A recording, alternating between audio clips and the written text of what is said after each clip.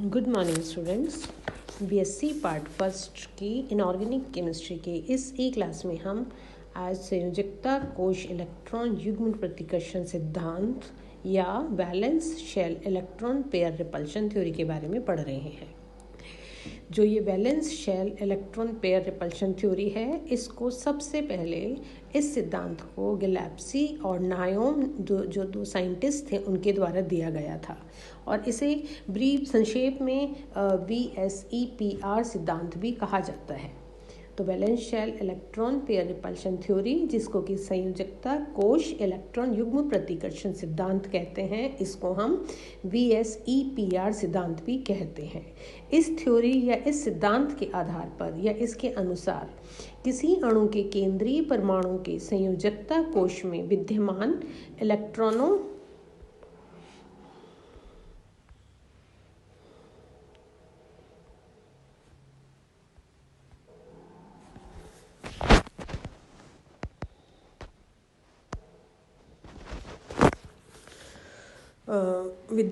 इलेक्ट्रॉनों से भरे हुए कक्षक स्थान या स्पेस में इस प्रकार से व्यवस्थित रहते हैं, अर्थात किसी अणु के केंद्रीय परमाणु के संयोजकता कोश में किसी भी अणु का जो केंद्रीय या सेंट्रल एटम है उसके संयोजकता कोश, अर्थात उसके जो आउटर मोस्ट शेल है या जो वैलेंस शेल है जिसको संयोजकता कोश कहते हैं, में विद्यमान इलेक्ट्रॉन से भरे हुए कक्षक स्पेस में या इस प्रकार से व्यवस्थित रहते हैं या इस प्रकार से ओरिएंटेड रहते हैं कि उनके मध्य प्रतिकर्षण बल कम से कम हो, यानी कि वो इस प्रकार व्यवस्थित रहने चाहिए कि उनके मध्य प्रतिकर्षण कम से कम हो, वो उसकी अधिक स्टेबल स्थिति होगी।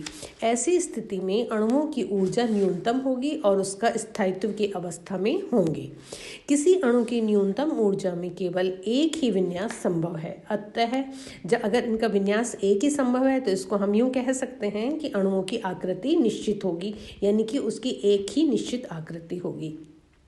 किसी अणु की आकृति का निर्धारण करने के लिए हम इस सिद्धांत को अपनाते हैं या इसका उसको आकृति बताने के लिए ये सिद्धांत बहुत ही यूज़फुल है या उसको बहुत महत्व रखता है।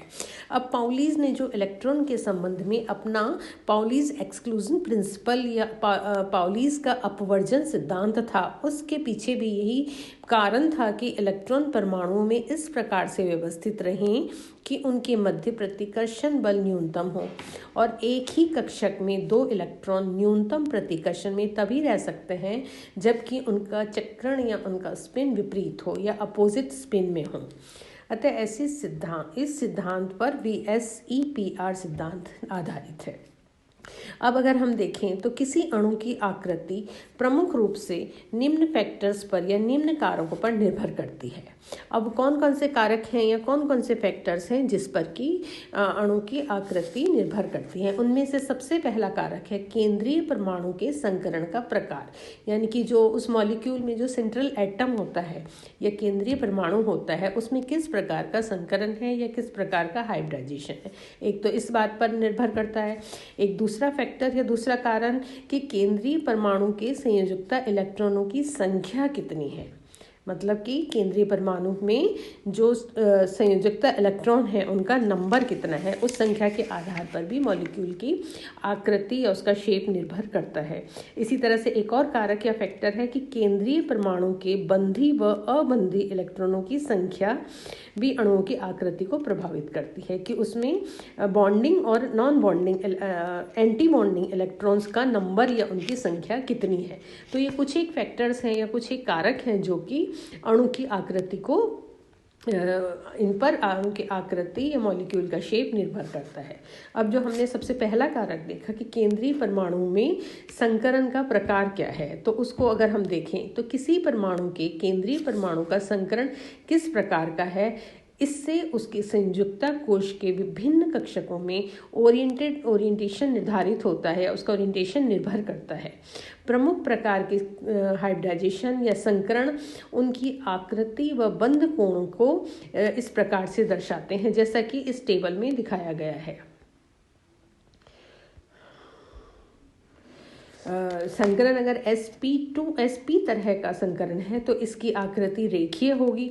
sp संकरण की आकृति रेखीय होगी और इसका बंधन कोण जो है या इसका बॉन्ड एंगल है 180 डिग्री होता है।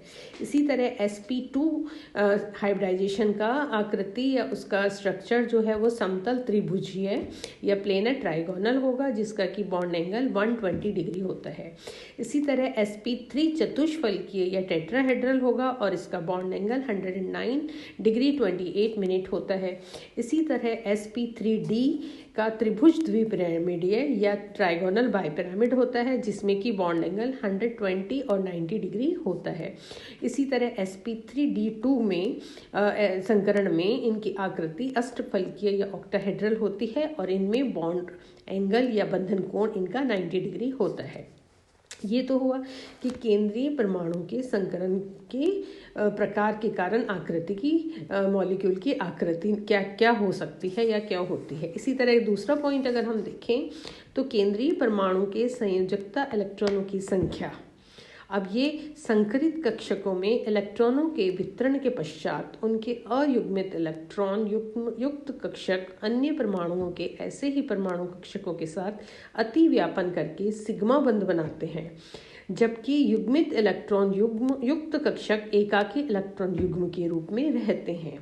उदाहरण अगर हम देखें तो sp3 संकरित अणुओं की आकृति का इस प्रकार से हम वर्णन कर सकते हैं। जैसे कि इस टेबल में हम देख सकते हैं कि संकरण का जो प्रकार है, संयोजकता इलेक्ट्रॉनों की संख्या, सिग्मा बंधों की संख्या, इलेक्ट्रॉन की संख्या के आधार पर इनकी आकृति निर्भर करती है। जैसे अगर sp3 संकरण है उसमें संयोजकता इलेक्ट्रॉनों की संख्या है वो 4 है, सिग्मा बंधों की संख्या भी इसमें 4 है और एकाकी इलेक्ट्रॉनों की या अनपेयर्ड इलेक्ट्रॉनों के युग्मों की संख्या इसमें 0 है। तो इसका स्ट्रक्चर जो है वो चतुष्फलकीय तरह का होगा या टेट्राहेड्रल इसका स्ट्रक्चर होगा। जैसा एग्जाम्पल अगर हम उदाहरण CH4 में देखें। इसी तरह NH3 का एग्जाम्पल अगर हम देखें तो उसमें sp3 संकरण है लेकिन उसमें संयोजकता इलेक्ट्रॉनों की संख्या 5 है। CH4 में उनकी संख्या 4 थी, इसमें इलेक्ट्रॉनों की संख्या 5 है, सिग्मा बॉन्डों की संख्या इसमें 3 है और अनपेयर्ड इलेक्ट्रॉन्स में 1 है। तो इसकी आकृति जो है अणु की आकृति पिरामिडीय आकृति होगी। इसका एग्जाम्पल NH3 है। इसी तरह हम H2O में देखें, sp3 संकरण है, उसमें इलेक्ट्रॉनों की संयोजी इलेक्ट्रॉनों की संख्या 6 है, सिग्मा बंधों की संख्या 2 है और अनपेयर्ड इलेक्ट्रॉन की संख्या 2 है। लेकिन इसका जो स्ट्रक्चर है वो कोणीय तरह का होता है। तो अब हमने ये भी देखा कि किस प्रकार से केंद्रीय परमाणु में संयोजकता इलेक्ट्रॉनों की संख्या पर उसकी आकृति अलग अलग होती है। इसी तरह अगर हम तीसरा देखें कि केंद्रीय परमाणु के बंधी व अबंधी इलेक्ट्रॉनों की संख्या भी अणु की आकृति को प्रभावित करती है। अष्टक नियम का पालन करने वाले सरलतम उदाहरण अगर हम देखें, नियॉन, फ्लोरीन और ऑक्सीजन O, NeF और O का अगर हम देखें तो उसमें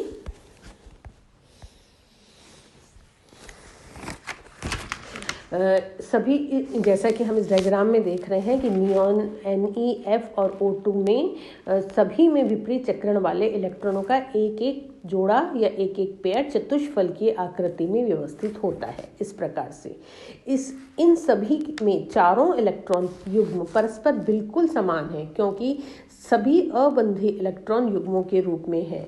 अब यदि इनमें से हम कोई एक इलेक्ट्रॉन युग्म बंध में काम आए जैसे HF में, तो वह इलेक्ट्रॉन युग्म शेष 3 इलेक्ट्रॉन युग्मों से अलग हो जाएगा और ये अबंधी इलेक्ट्रॉन युग्म इसे प्रतिकर्षित करेंगे। इसी प्रकार यदि 2 युग्म काम में आएंगे तो जैसे H2O में, तो ये 2 इलेक्ट्रॉन युग्म शेष 2 से अलग हो जाएंगे और 2 युग्म अबंधी या एकाकी इलेक्ट्रॉन युग्म के रूप में रहेंगे और शेष 2 बंधी युग्म के रूप में।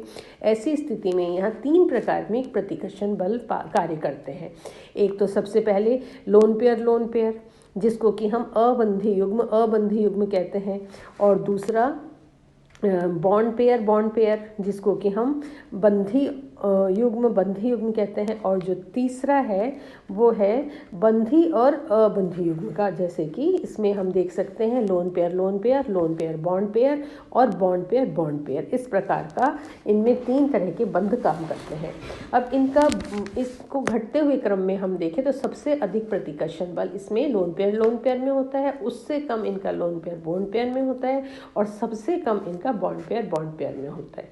इन बलों के कारण इनके घटते हुए क्रम में हम इस प्रकार से लिख सकते हैं। अब बंधे इलेक्ट्रॉन अधिक स्थानीकृत या लोकलाइज्ड होते हैं क्योंकि इनके दोनों ओर परमाणुओं के नाभिक रहते हैं और इनमें आकर्षण में बंधे हुए रहते हैं। इसके विपरीत अबंधी इलेक्ट्रॉन युग्म स्थानीकृत नहीं होते, लेकिन वे अधिक कोणीय आयतन घेर कर फैले होते हैं। इस कारण यह उनके दूसरी ओर कोई परमाणु या नाभिक नहीं है जो इन्हें अपने आकर्षण से बांध सके, जैसे कि हम इन डायग्राम में देख सकते हैं।